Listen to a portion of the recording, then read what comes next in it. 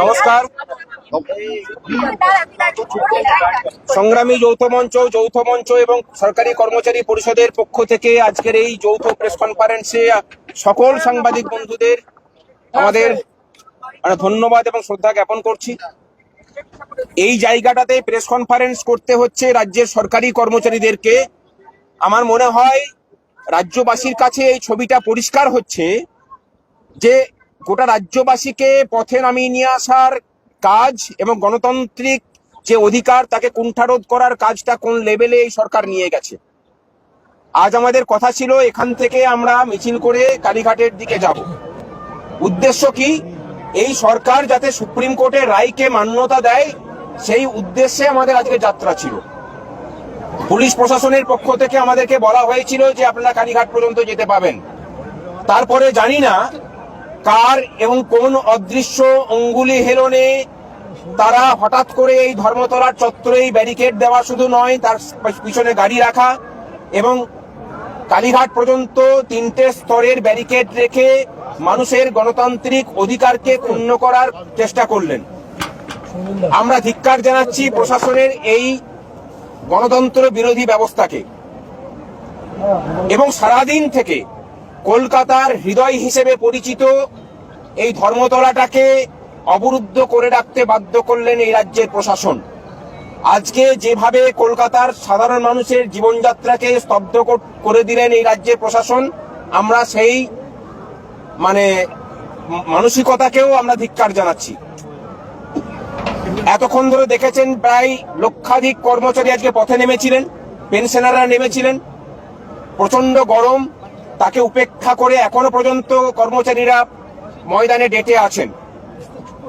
আজকের যে লড়াই ছিল সেই লড়াই পশ্চিমবঙ্গের সমস্ত রাজনৈতিক মত এবং পথের যারা কর্মচারী ছিলেন তাদের সম্মিলিত ঐক্যের বহিঃপ্রকাশ দেখেছেন আজকে আপনারা।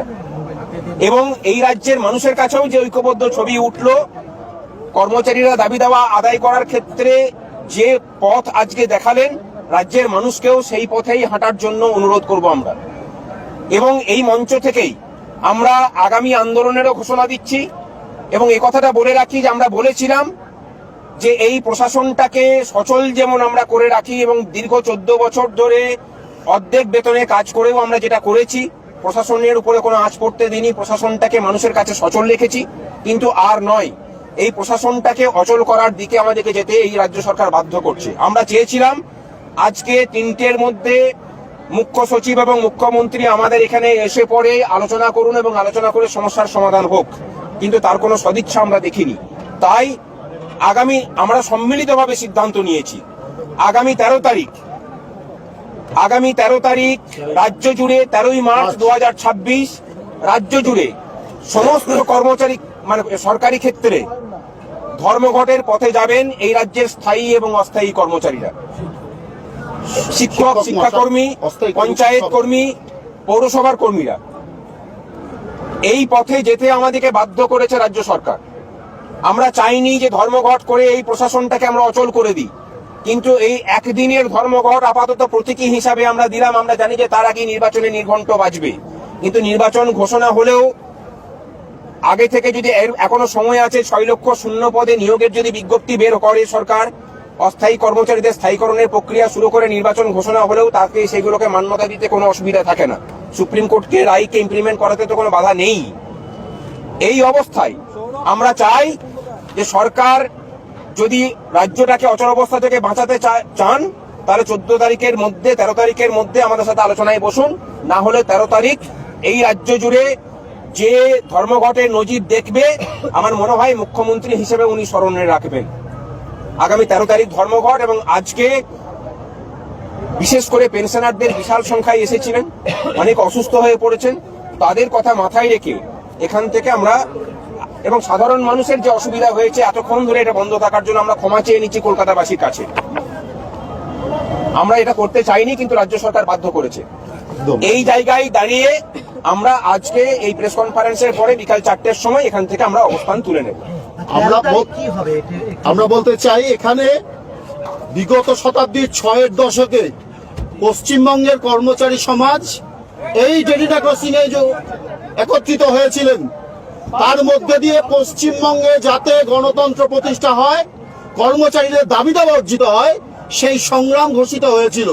আজকের এই প্রজন্ম, আজকের এই জেলিনা ক্রসিং, এই ধর্মতলা চত্বর 3 ঘন্টা অবরোধ করার মধ্যে দিয়ে, অবস্থানে বসার মধ্যে দিয়ে নতুন ইতিহাস তৈরি করলেন। যে ইতিহাস আগামী 13 তারিখ, ভাস্কর ঘোষ বলেছেন, আগামী 13 তারিখ প্রশাসনকে স্তব্ধ করে দেওয়া হবে সরকার যদি আমাদের দাবিতে মান্যতা না দেন। সাধারণ মানুষের স্বার্থে প্রশাসন সম্পূর্ণ স্তব্ধ থাকবে, আদালতগুলো বন্ধ থাকবে, ট্রেজারিগুলো বন্ধ থাকবে, শিক্ষা প্রতিষ্ঠান বন্ধ থাকবে, সমস্ত ইলেকশন ট্রেনিং যার যা ফেলুন সমস্ত স্তব্ধ থাকবে 13ই মার্চ। 2023 সালে 10ই মার্চ আমরা প্রমাণ করেছিলাম যে ঐক্যবদ্ধভাবে লড়াই করে প্রশাসনকে স্তব্ধ করে দেওয়া যায়। 14 তলা যতই হুঙ্কার দিক, এই প্রশাসনকে স্তব্ধ করে দেওয়া যায়। 10ই মার্চ 2023 আমরা প্রমাণ করেছিলাম, আবার 13ই মার্চ 2026 নতুন করে প্রমাণ করব। আমাদের এই ধর্মঘট প্রশাসনকে স্তব্ধ করা, কর্মচারীর ন্যায্য দাবি অর্জনের, হকের পাওনা বুঝে নেওয়ার সংগ্রাম, কোন দয়া দাক্ষিণ্যের বিষয় নয়। সুপ্রিম কোর্ট যে নির্দেশ দিয়েছেন, রাজ্য সরকার সেই নির্দেশ কার্যকরী করতে বাধ্য। না হলে কর্মচারীরাও নীরবে কলম পিষবেন আর 14 তলা থেকে যা নির্দেশ আসবে তাই পালন করবেন, তা হতে পারে না। কর্মচারীরাও প্রতিবাদে সামিল হচ্ছেন। তার সেমিফাইনাল যদি আজকে হয়, 13ই মার্চ ফাইনাল দেখবেন রাজ্য প্রশাসন, যে প্রশাসনকে কিভাবে স্তব্ধ করে দেওয়া যায়। আমরা সব সংগঠন মঞ্চ একত্রিত হয়ে কর্মচারীর দাবিতে, ন্যায্য দাবিতে এই যৌথ আন্দোলনে নেমেছি। 13ই মার্চ আমরা নতুন করে প্রমাণ করব কর্মচারীরা ঐক্যবদ্ধ আছে। কোন ধরনের বিভাজন তৈরি করে কর্মচারী ঐক্যের মধ্যে বিভাজন তৈরি করা যাবে না। আমরা এখানে আরেকটা কথা বলি, যেভাবে 2009-10 সালে কর্মচারী আন্দোলনের পাশে তৎকালীন বিরোধী নেত্রী সক্রিয়ভাবে দাঁড়িয়েছিলেন, আগামী বন্ধের ধর্মঘটের দিন রাজ্যের সমস্ত রাজনৈতিক দলের নেতৃত্বের কাছে আমাদের কর্মচারীদের পক্ষ থেকে অনুরোধ যে 13 তারিখের যে ধর্মঘট, সেই ধর্মঘটে আপনাদের কাছ থেকেও সেই ভূমিকা কর্মচারীরা প্রার্থনা করে। আপনাদের সক্রিয় ভূমিকায় ওই 13 তারিখ আমরা আমাদের পাশে থেকে এই রাজ্যের মানুষের অধিকারের যে লড়াই আমরা লড়ছি, সেই লড়াইকে শক্তিশালী করার জন্য আপনাদের কাছে সাহায্যের আবেদন করছি। এই যৌথ আন্দোলনের স্পিরিটকে মর্যাদা দিয়ে আমরা সরকারি কর্মচারী পরিষদের পক্ষ থেকে বিকেল 4টের পরেই স্ট্রাইকের নোটিশটা দিয়ে দেব। এবং বিগত দিনেও রং ভুলে যেভাবে যে কোনো সরকারি কর্মচারীদের আন্দোলনে, দাবি আন্দোলনে ছিলাম, পরিষদ আছে, পরিষদ ছিল, পরিষদ থাকবে। এবং একটা কথা বলি, এই শুধু সাধারণ মানুষের কাছে আজকে এই যে কলকাতার হৃৎপিণ্ড ধর্মতলাকে স্তব্ধ করার মধ্যে দিয়ে, মানুষের কষ্ট স্বীকারকে মধ্যে দিয়ে সরকারি কর্মচারীদের এই আন্দোলনকে যেন ভিলেন করার চেষ্টা না হয়, আমরা ক্ষমা চাওয়ার প্রার্থী। আসলে এই মিছিলটা তো যাওয়ার কথা ছিল হাজরা অবধি।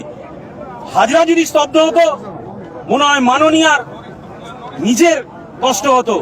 সেই কষ্টটাকে উনি ঘুরিয়ে দিলেন সাধারণ মানুষের কলকাতার প্রাণকেন্দ্রকে অচল করে দিয়ে।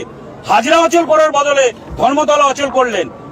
তাই আমরা বাধ্য হলাম 13 তারিখে সর্বাত্মক ধর্মঘটের মধ্য দিয়ে তার এই প্রশাসন যন্ত্রকে অচল করার, এবং এই অচল করার মধ্যে দিয়ে বার্তা দিতে চাই আমাদের আগামী প্রজন্মের কাছে যে সরকারি চাকরির দাবি আদায়টা শুধুমাত্র আমাদের পকেট ভরার আদায় নয়, আমাদের আগামী প্রজন্মের কাছে সরকারি চাকরির যে সুযোগ, সেই সুযোগ সৃষ্টির জন্যই আমরা সরকারি কর্মচারী পরিষদের পক্ষ থেকে এই আন্দোলনে আমরা আছি, ধর্মঘটেও আছি।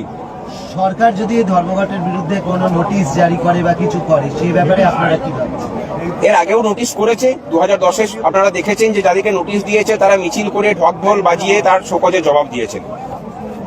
নোটিশ জারি করুন, সেই নোটিশকে ফুৎকারে যেমন আগে উড়িয়েছেন, ভবিষ্যতেও উড়িয়ে সরকারি ডিপার্টমেন্টকে স্তব্ধ করার কাজ আমরা করব। আইনি পথে কোনো কিছু চলে, এ তো গেল রাস্তার মুভমেন্ট, আইনি পথে আপনাদের? আইনি পথে আমরা তো অলরেডি কোর্ট কন্টেম্পটের মামলা করেছি। 6 তারিখের মধ্যে সুপ্রিম কোর্টের যে 4 সদস্যের কমিটি, তারা যদি রিপোর্ট দিতে না পারেন, তাহলে তাদের পক্ষ থেকেও একটা রিপোর্ট যাবে সুপ্রিম কোর্টের কাছে যে মানে ইচ্ছাকৃতভাবে রাজ্য সরকার এই রায়কে মান্যতা দিচ্ছে না বা আমাদের সাথে কোঅপারেট করছে না। ওইদিকে লড়াই চলবে, এদিকে রাস্তার লড়াই, অর্থাৎ আইনি লড়াই এবং রাস্তার লড়াই দুদিক থেকেই আমরা সরকারকে চেপে ধরে আমাদের দাবি আদায়ের পথ প্রশস্ত করব। 13 তারিখ কি শহীদ মিনারে রাজ্য সরকারি কর্মীরা জড়ো হচ্ছেন? সেটা পরবর্তী ক্ষেত্রে আমরা ঘোষণা করে জানিয়ে দেব। এবং আজকে যৌথভাবে, হ্যাঁ। বিকেল 4টের পরেই আমরা কর্মচারীরা সমস্ত পক্ষ থেকে গিয়ে ফিজিক্যাল নোটিশ নবান্নে গিয়ে দিয়ে আসবো, ধর্মঘটের নোটিশ। সকলকে ধন্যবাদ। সকলকে ধন্যবাদ।